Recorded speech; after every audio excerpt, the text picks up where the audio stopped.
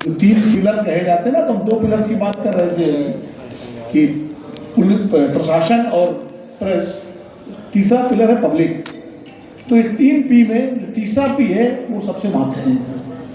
जो गांधी जी का कहना था कि आप जब भी कोई निर्णय लो तो समाज के सबसे अंतिम व्यक्ति की आंखों में देखो कि मेरे फैसले से उस व्यक्ति की आंखों में चमक आएगी या उसकी मत धुंधली पड़ेगी, और तब फैसला करें। पत्रकार के लिए जो वही लागू होता है कि उसके लेखन से जो समाज है उस पर क्या असर पड़ेगा, और तथ्य और सत्य के साथ आप खड़े होकर के अगर अपनी पत्रकारिता करते हैं, जो पी रामपाल जी ने कहा कि तथ्य का कोई विकल्प नहीं है और तथ्य ही तो सत्य है, इसलिए तथ्य और सत्य के साथ जो पत्रकारिता होती है वही जनपक्षी पत्रकारिता है।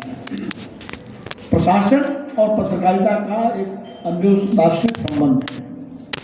प्रशासन को अगर आईना देखना है तो पत्रकारिता उसे आईना दिखाती है, और पत्रकारिता को प्रशासन के साथ सहयोग करके भी चलना पड़ता है और सवाल भी पूछना पड़ता है। सवाल पूछने का अधिकार पत्रकारों का है और जवाब देने का अधिकार उसका है जिससे आप सवाल पूछ रहे हैं।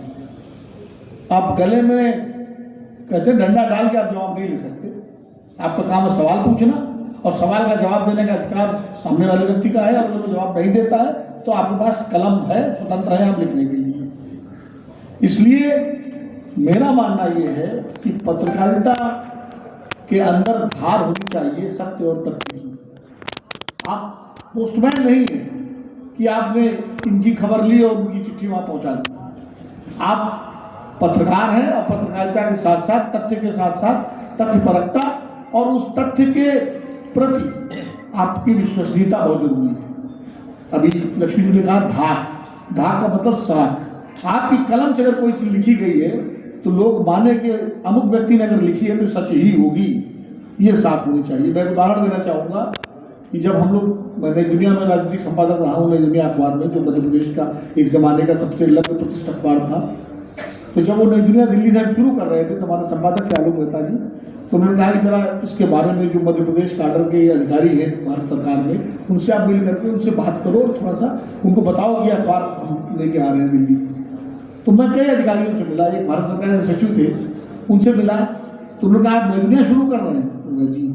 बोले साहब, नई दुनिया अखबार की साख ऐसी थी कि मैं डीएम था इंदौर में और हमको कर्फ्यू हटाना था, लेकिन हिम्मत नहीं हो रही थी दंगे के बाद कर्फ्यू हटाने की।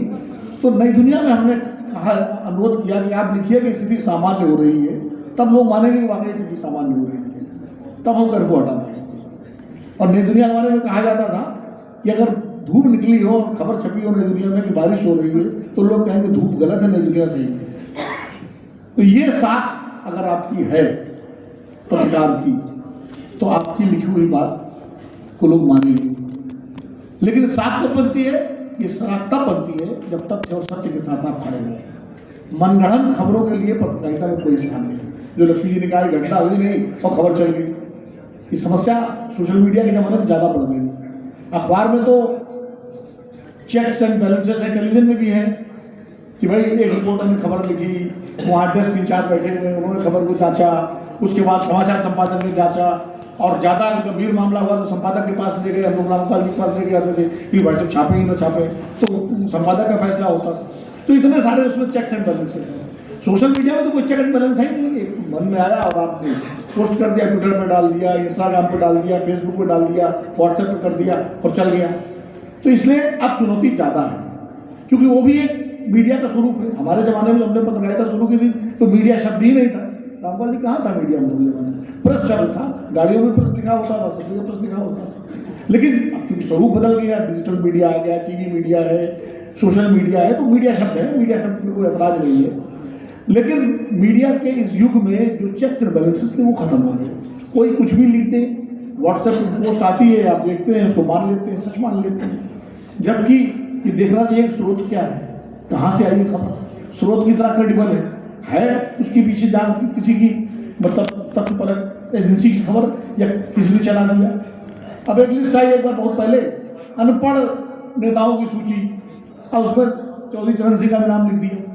मैंने कहा चौधरी साहब तो भी थे, वो किताब लिखे अर्थशास्त्र, लेकिन लिखे जा रहे हैं लोग। तो बहुत सारे सोशल मीडिया पे और व्हाट्सएप पे उनके तमाम सारी जानकारियां ऐसी आती हैं जो किसी भी पत्रकारिता के छात्र के लिए जिनकी सत्यता की पुष्टि बहुत आवश्यक है, तभी आप उसको खबर के रूप में छापेंगे।